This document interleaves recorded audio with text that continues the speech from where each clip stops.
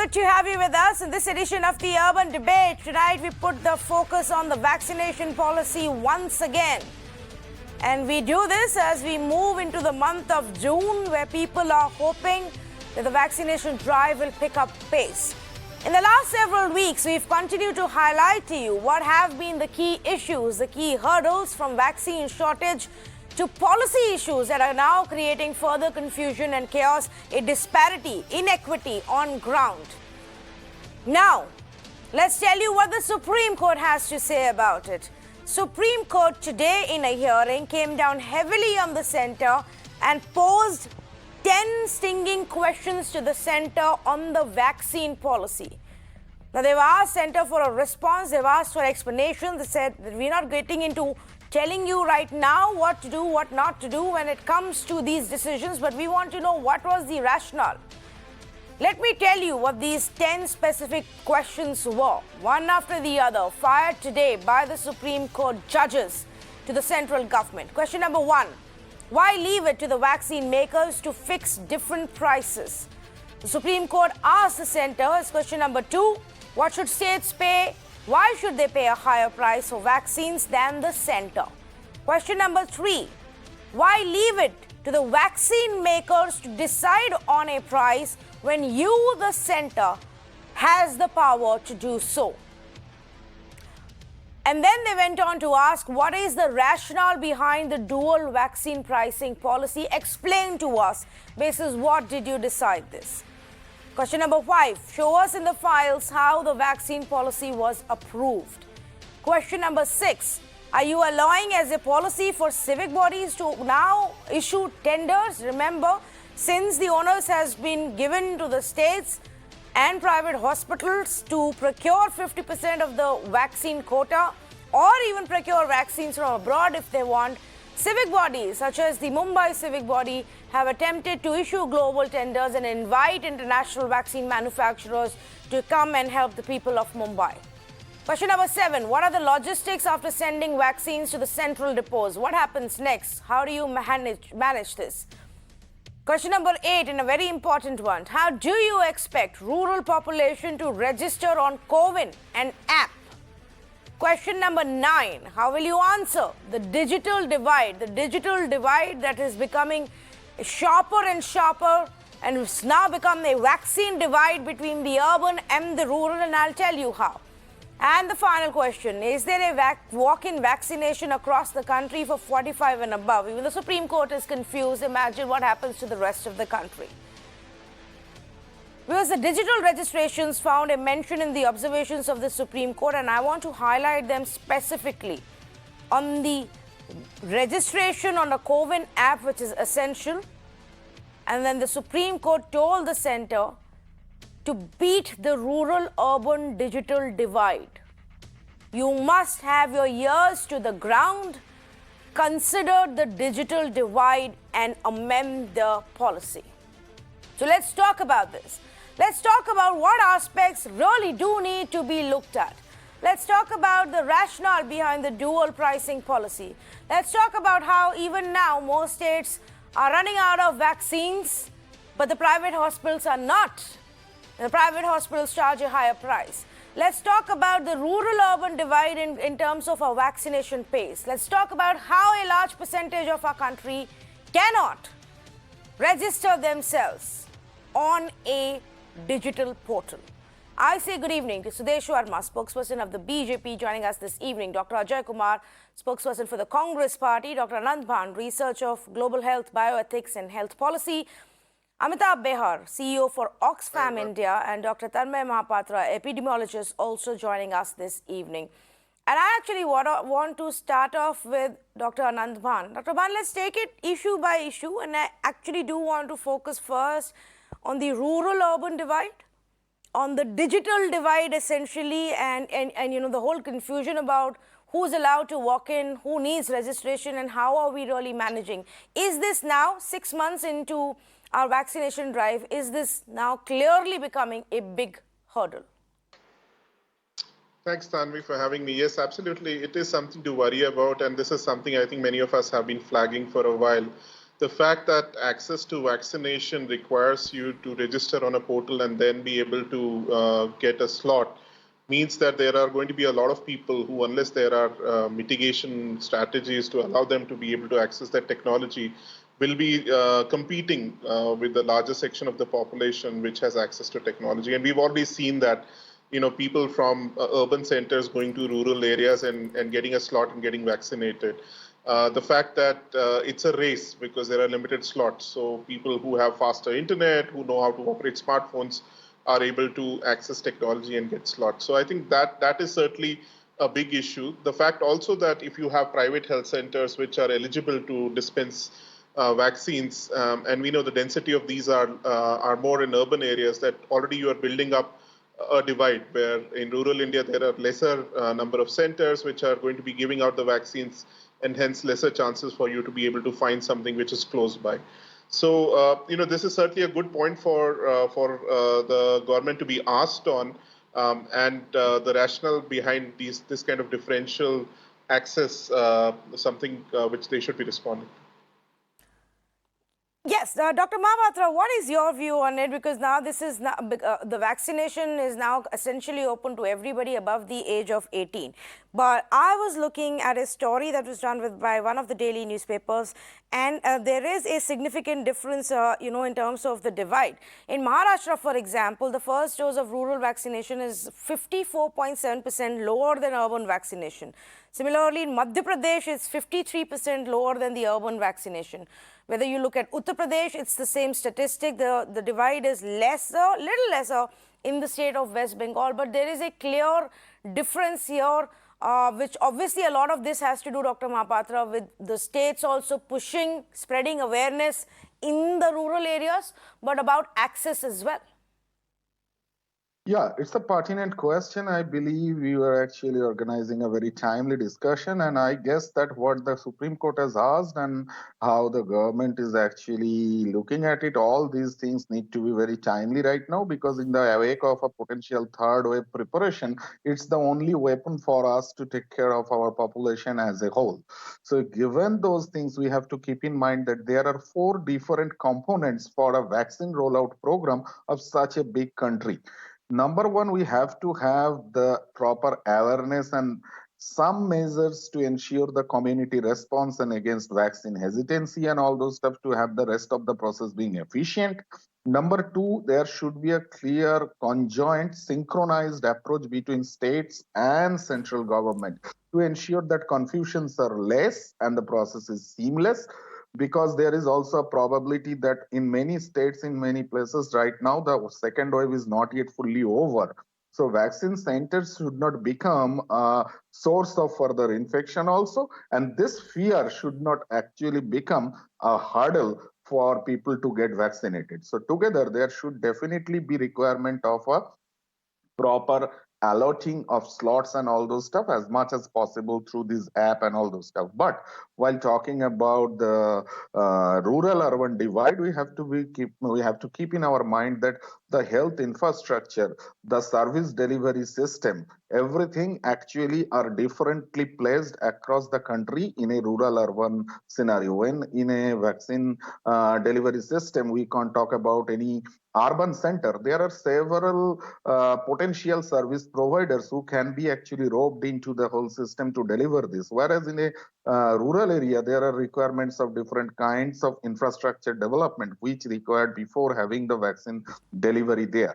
And the last point, what I want to mention is, while having this vaccine delivery to be equitable, the supply needs to reach everywhere, being optimized with the need, but being adequate for the need also. So given all this, there is a requirement of a country-wide, state and central government coordinated, synchronized plan. And that cannot only depend on a single app. There should be different channels. All the civic bodies, as well as non-government organizations, as well as community health workers, whose reach is much more than the, whether we talk about private sector, whether we talk about government's own facilities and type of hospitals and those kind of centers.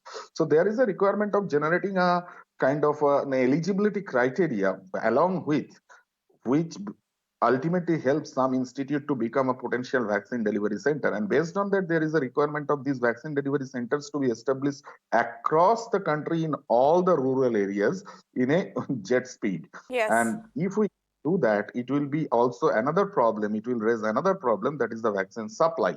So parallelly, getting the vaccine as many as possible, as different types of possible with a proper policy, we need to ensure that all these centers get their supplies in real time. Yes, you're absolutely right on what we need to do. The point is how to get there, because even to get more and more vaccine brands, even to get larger supply of the existing brands is going to be a slow and gradual process from here on. But let me just read out what the Supreme Court said. Everyone has to register on COVID, but the digital divide, is it realistically possible to expect people from rural areas to register on COVID? The policy must change as per ground situation. You must smell the coffee and see what is happening across the country. You keep on saying digital India, but the situation is actually different in rural areas. Mr. Sudesh Sharma, do we now need to change that plan as we scale up our vaccination plan? Tanvi, you see, Supreme Court, in their best wisdom, has come up with certain suggestions, isn't it? And all of us, like ruling party which is in power, people in opposition, like the party Mr. Ajoy Kumar belongs to, the Supreme Court, and all of you, like you in the media, we are all trying to ensure that people get the best deal, isn't it? There is no contradiction in what the Supreme Court says and what the center is saying. We don't have a clear-cut, principle, a clear-cut formula through which we can do that. But yes, we are trying. We are trying to reach people. Who has been an administrator also, he would tell you that out of 741 districts, all these districts are divided into blocks, then blocks are divided into panchayats, and panchayats into villages. And all the villages have a primary school, all the villages have a system through which the administration reaches the people, isn't it? Why to get registered in COVID? Because first of all, the administration should take care that they get registered in one app, two app, three app. That is for the central government to decide. And of course, the government will give a reply to the Supreme Court, assimilating their suggestions. So there is no problem on that count. But you see, why to register in one app? Because tomorrow, suppose Tanvi, you also come to a mall and I also come to a mall, or say for a villager who goes somewhere in the market, another villager comes, they would know through the app that the other person is vaccinated or not. How dangerous is his life when he's interacting with people? And that is the whole purpose of it. It is to save lives, isn't it? If scientists can suggest better ways, of course, the government is not sitting on ego. We are welcoming all kinds of suggestions. But yes, criticizing is easier. Implementing is the decision of the executive. And we are there to learn, we are there to implement. No, you're absolutely right, and I don't think anybody is saying that there should not be a centralized system or a centralized database that has everybody's information and their vaccination status. Is to say whether this pre-registration is a mandatory thing for anybody to be able to get their vaccine. Once you go there, you walk in, you get your vaccine. Those officials any day can actually punch that information in, Amitabh Behar, and that's how perhaps we will have to look at as we go forward. And I'm now going to say not just rural India, the same in urban India as well. I mean, right now, because there is so much of uncertainty and on a daily basis, the situation on vaccine allotment is changing, a lot of the city administrations are announcing their vaccination plan on Twitter. Now, how many people are going to be able to get the information on Twitter on which centers are open tomorrow, which aren't, where can you go to get your vaccine? That needs to be relooked at, Amitabh. Oh, absolutely. So I would say that the Supreme Court is absolutely bang on with each question. Just look at the digital divide. Let me just give you two pieces of data that only 15% of rural households have access to internet. Only 24% of Indian population has access to smartphones. So this is very, very obvious that we are looking at a huge digital divide. These are the numbers and the stories that we get from across the country is that people are not being able to access the app. So that's one. But the larger question that you're asking, the competition between states is also hugely problematic. At this moment, we are looking at a policy which is not clear about the fundamentals of how it's going to move ahead. Neither is it able to give an equitable access to different people, neither to the states, nor is it also prioritizing. And then there is the biggest question of availability. I think there's a lot of work that needs to also be done around availability. So I would say that this is a moment. It's great that the Supreme Court is saying let's smell the coffee. I think collectively we need to do that and start looking at some very, very concrete steps. The entire process of policy making on this was non-consultative. Can we move towards a way more consultative process, which is really taking inputs from diverse cross-section of people, civil society groups, corporate groups, opposition parties, and state governments? So that's really, I think, moving ahead. It's fairly clearly established that this policy is not working. We'll need to reboot it in a very, very different way. And some ideas are already there in the questions. I hope that the government is listening and is willing to acknowledge the shortcomings and start looking at a very different trajectory of moving ahead. Okay, before I go across to Dr. Ajoy Kumar, Sudesh Sharma wants to make a point. Yes. Yeah, when you give a statement, like this policy is not working, then you have to actually pinpoint. And you can always give suggestions because you see, we are not working in vacuum. We have all international expertise also with us. We have a WHO norms with us. Experts are there. They are being consulted. Prime Minister is receiving suggestions on a daily basis. So if you say something is not working, is I think too strong a statement to make. Things are working. We are going ahead vaccinating people. You see the availability of vaccine also has been taken care of. The government has said that we are going to have 216 crore vaccine and we are going to vaccinate everyone by December end. It's a Herculean task, which means that the government must have thought of the infrastructure also. So executive has a problem. I can understand that, you can think how it can be. But if you ask a district collector, or if you ask the former IS officer, Dr. Ajoy Kumar, I'm sure that he knows that how the administration works and how it can be done. And the government has the best advice before it. Okay, so let me ask you one question, Mr. Sudesh Sharma, since you asked that. And the Supreme Court also raised this issue on the vaccine policy. Why is it that the center is making arrangements to get vaccines for those above the age of 45 and leaving the logistics to states for people under the age of 45? What's the rationale? There is a big question mark on this system working now very clearly because the center said you can go and procure vaccines globally yourself, and the global manufacturers have said no to the states. They're not going to talk to the states. Yeah, you see, Tanvi, I would put a caveat that this is not in response to what the Supreme Court said. For that, the government is the best judge for that. Government will give a reasonable response, and we have nothing against the Supreme Court. They are trying to give a suggestion in their best wisdom. They are also trying to work a system for the people which should be transparent and logical, and so that everybody gets. So we have nothing against the Supreme Court. But since you asked the question, I'll have to get into the politics of that. You see, the government had said that it would, buy all the vaccines, isn't it?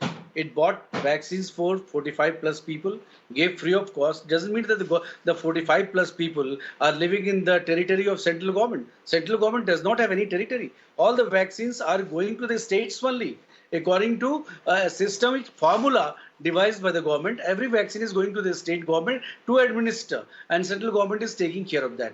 The next stage would normally have been to allow it for 18 to 44, isn't it? Because we have promised that we'll vaccinate everyone. But the states made a demand that why you are not allowing us to go and buy vaccines, why you are trying to manipulate the system. You have a letter of Mr. Rahul Gandhi of 8th April where he's saying that decentralize it and leave us the option to go and buy vaccines. You see what Mr. Arvind Kejriwal said, you see what Mr. Uddhav Thakere's government said. So naturally the center said, okay, if you want to buy, go and buy vaccines from wherever you can, because we cannot stop you from buying vaccine, isn't it? So now they have come to realization that if they go and buy vaccines, it's going to come very costly. naturally, if you go in the market and buy, then the players who are manufacturing vaccines, they will give you according to the market price. The center has negotiated the best rate for itself because it's buying in bulk, and it negotiated much earlier. And all the vaccines are going to the states, and various state governments, because of their politicking and political compulsions, announced, including the BJP ruled states, that they would be giving vaccines free to the people. So Right. people are getting it free in any case. You imagine the condition of Mr.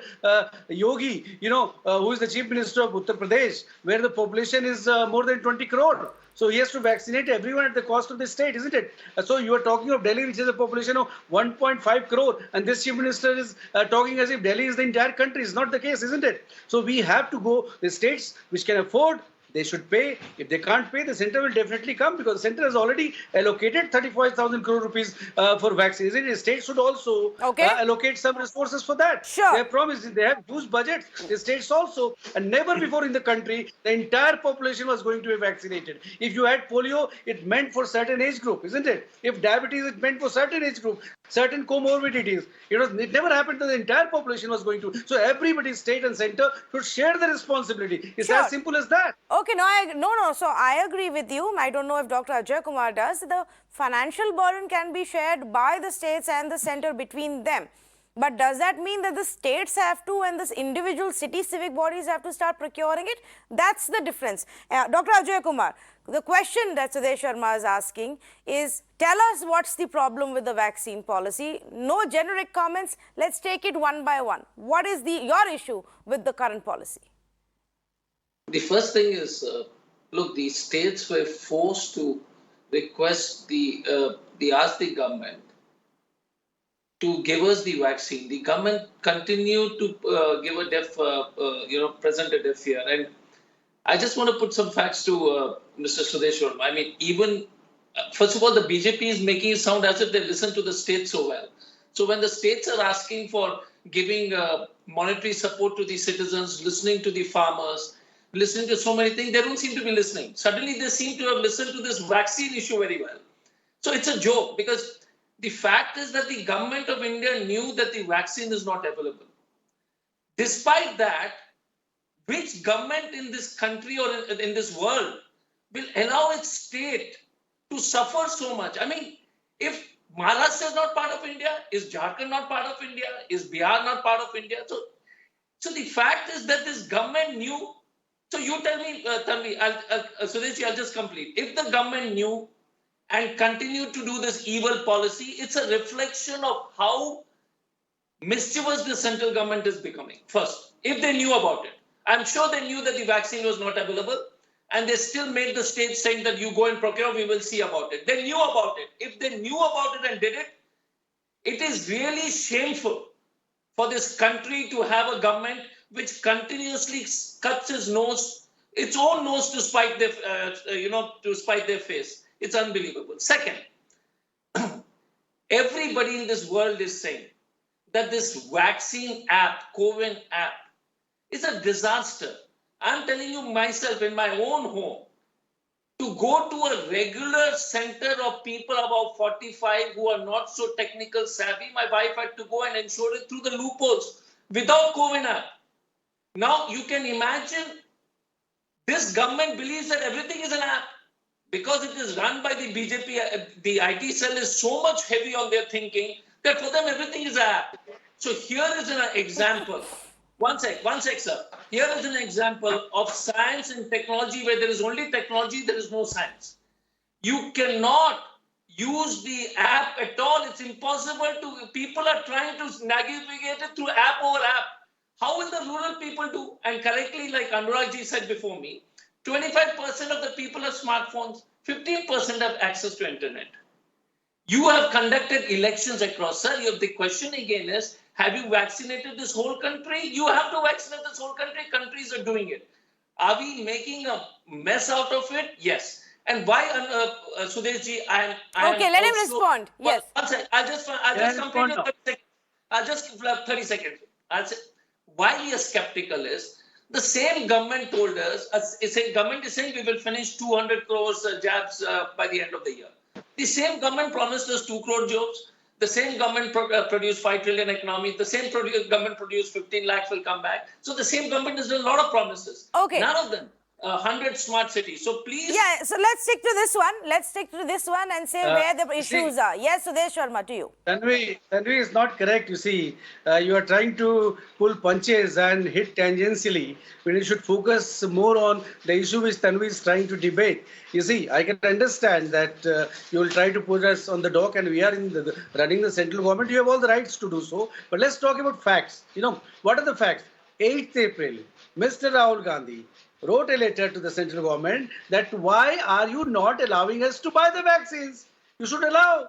So did he not know that the vaccines are not available? You knew it. You are doing politics because you wanted to put the central government on the dock. Everybody knew that vaccine shortage is there. I won't say vaccine crisis because it's not a crisis. We had calibrated when vaccine would be available for 45 plus. After that, a younger age group would be inoculated. Then already there is a plan to also give vaccines to younger population who are going to schools, isn't it? All these things will fall in line. But you wanted to up the ante because you wanted to do politics. Center said, okay, go and buy. You knew that you could not buy. Still you wanted the freedom. Why did you want it? Tell me. You want the central government to act according to what you plan. That won't happen. Central government is on track record of delivering to people. Tell me, are people not having Aadhaar cards? Are people not voting in elections? Tell me that. Are people sitting in panchayat or in village area not voting? They are voting, isn't it? So administration exists. So when administration wants, it can get things done. And it has been proved in this country time and again. So trust the wisdom of the administration, trust the wisdom of executive and head of the executive, Mr. Narendra Modi, to deliver. Don't worry, things will happen. You can keep on doing politics. Okay. Yes. I don't see.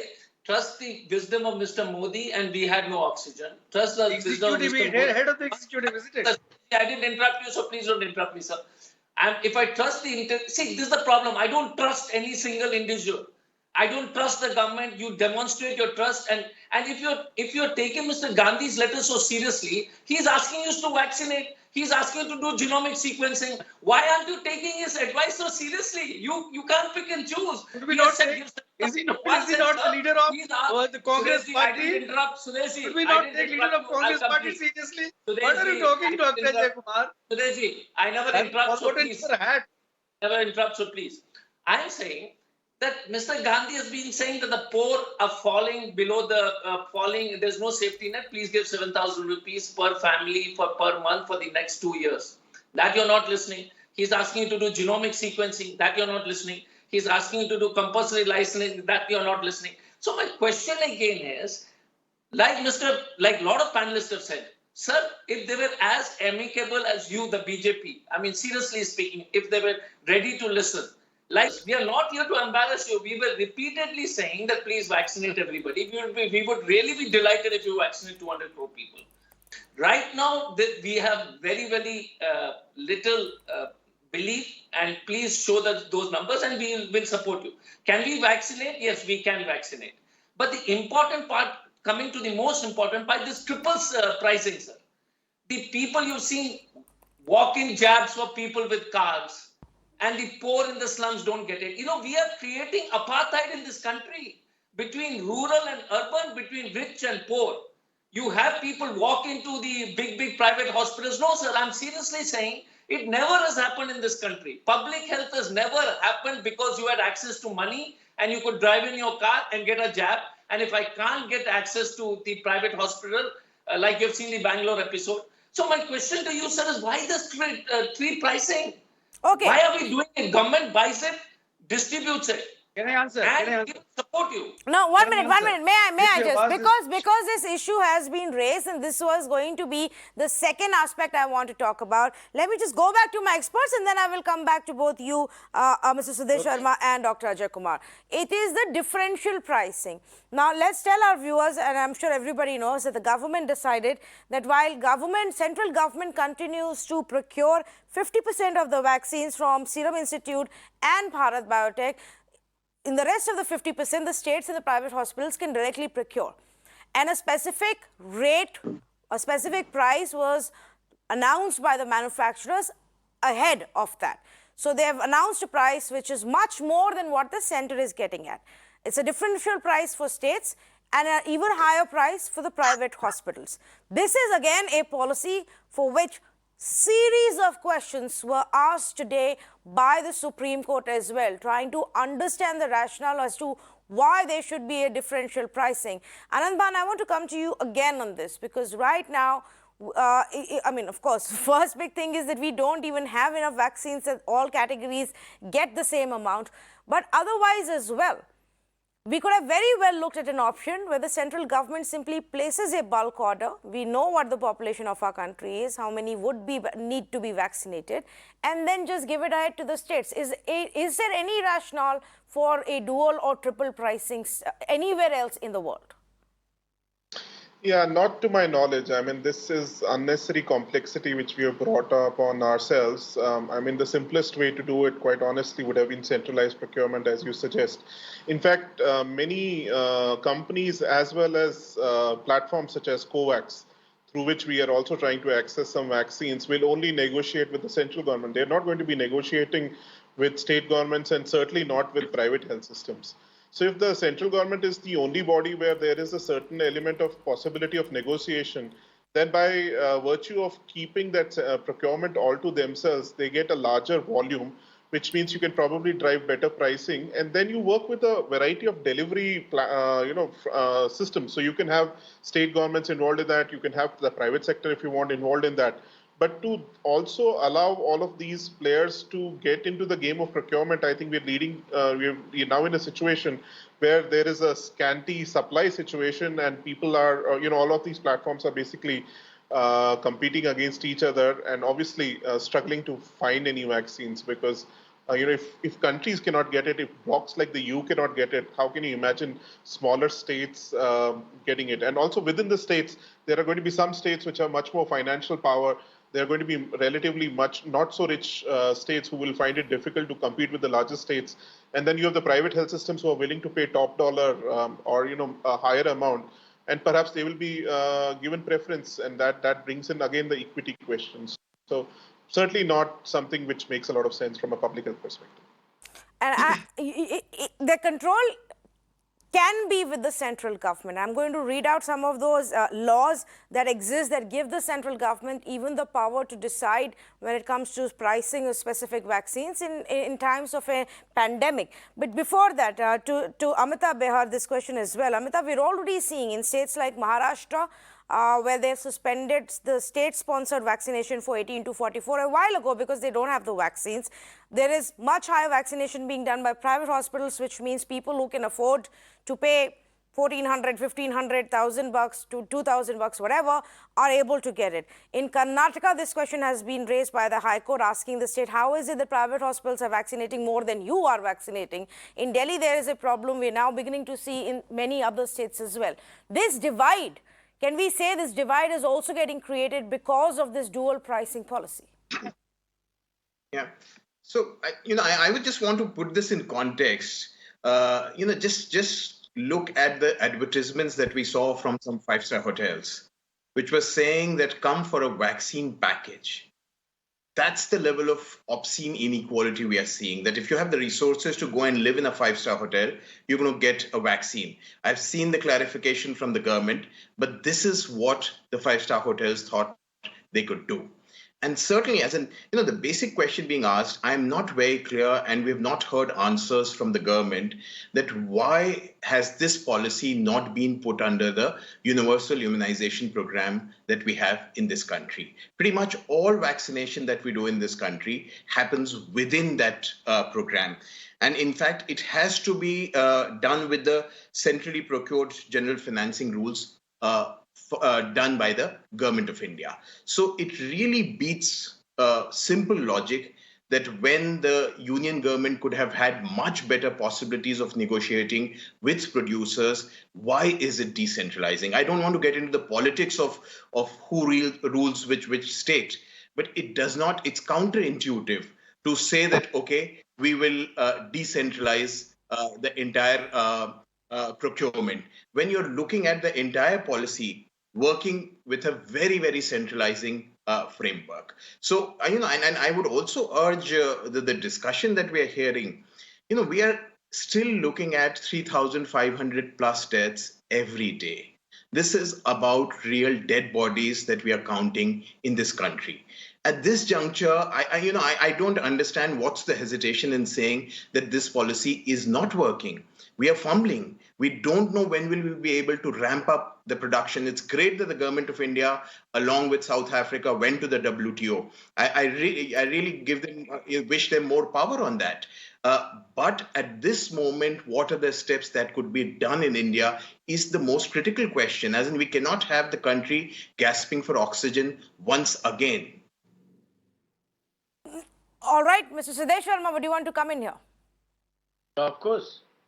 You see, it's very right poses put by gentlemen. And you see, I entirely agree that the country should be prepared, well prepared, health infrastructure wise. There's no doubt about that.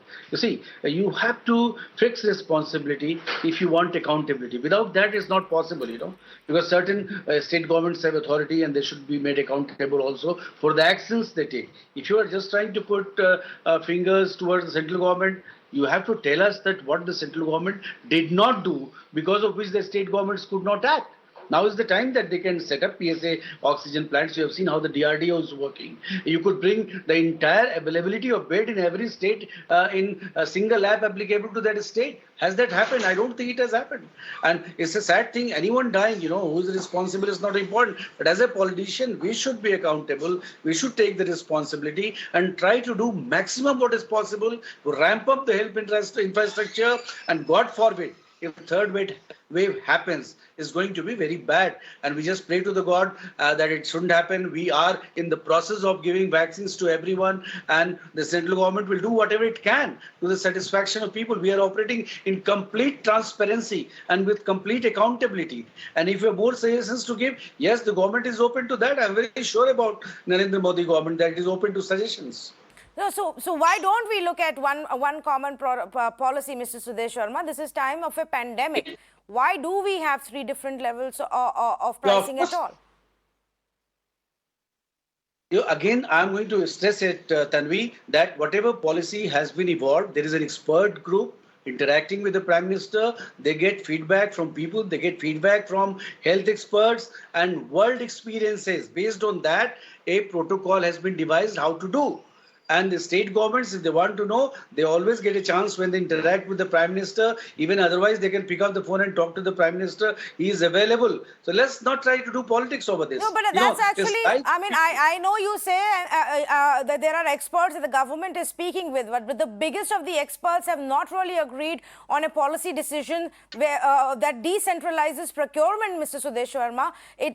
And we've spoken to expert after expert, the biggest of the voices on vaccine, who've written books, who've advised the government. We've spoken to those who've been on the advisory panel. We get experts every day who come here on our channel from an administrative purpose, from a scientific purpose. I am yet to meet a single person who agrees that a decentralized procurement policy with a differential pricing is a great idea. So I don't know who you're referring to or who gave this idea to the central government. Can I respond to this? Yes. Can I respond to this? Before this policy of decentralization was allowed, you please go and see how many letters the central government received from the state governments saying that they wanted freedom. So and no, now don't change. Now, is it about the experts advising the government, or is the government falling into peer pressure from state governments? No, it's not that. So when the state governments wanted to have that freedom, why should the central government not give it? Last lockdown, do you remember what the state said? Because you decided to bring in... Because, Mr. Sudesh Sharma, you decided to change the entire game 1 year into the pandemic. If you wanted to do that and make the state governments an important conversation stakeholder, you should have done it a year ago.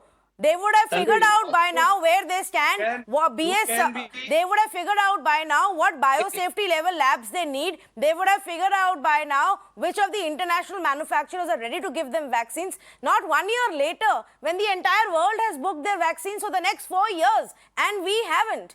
Not 1 year later, when everybody has figured out their cold chain and our states haven't. No, we wasted 1 month. The states wasted 1 month, Mr. Sudesh Sharma. I'm sorry, I disagree. The states wasted 1 month trying to figure out how to go about a global tender process, only to discover that Moderna or Pfizer will not give them a vaccine. And now the center is saying we will help with you. all the authority in my command, availability will not be a problem. It is a And if you're talking problem. about the prices, Right that now, it it will is not a problem. It's just already we have vaccines to give. We will have 216 crore vaccine, and by December end, everybody will be vaccinated. The government has said there's no need to create that panic. Everybody knows that ministers have made this claim, but Mr. Sudesh Sharma, I am going to archive this comment of yours stated to me on 31st of May at 8:39 p.m. that by the end of this year, the entire country will be vaccinated. And we will talk about it in the month of December. Dr. Ajoy Kumar. Sure. Tanvi, the first question to Sudesh ji is, the states are not insane. When you are not supplying vaccines, you kept saying that you will not give vaccines. Why do you think if they were giving me vaccine, whether it was Punjab, Maharashtra, Bihar, UP, if you were giving vaccine, why would you say, I will procure? The problem came with central government not ordering the vaccine. I've been saying it repeatedly, Sudesh, in different TV channels. When the rest of the world was booking vaccine, we were made to switch on mobile light and, bang our hands and bang plates and all that. The rest of the world was making orders. We placed a first order of 1 crore. 1 crore vaccine for the first time in January. Then we placed it in April. Now you are saying that, by the way, please believe us, we are doing a great job. You wasted the whole of 2020. You wasted the whole of 2020 not ordering, sir, and you ordered it only in Jan, 1 crore. Then you ordered in April. So can I respond? One second, sir. Secondly, on differential pricing, nobody in the world does it. So unless it is a crazy, game changer plan which BJP has, nobody in the world has done this pricing, sir. Nobody in the world. We are the only country in the world. So we are unique. I'll give you credit that you're unique. You have done the first thing no other country in the world has done. Hats off to the BJP. But it's a disaster. Nobody has done it, sir. I'm telling you, nobody in the world. So now don't. Okay, yes. So this Sharma wants to respond. First of all, you wanted that freedom to go to the market and buy it at your choosing. Now you have surrendered that we cannot do it. Don't worry, we'll find a solution. Second issue is about differential pricing. You see, you wanted to go and buy and negotiate a price. We didn't ask you. We just gave you the freedom. There is no compulsion. Wait, and when the private sector asked more prices, the center intervened and said, no, reduce it.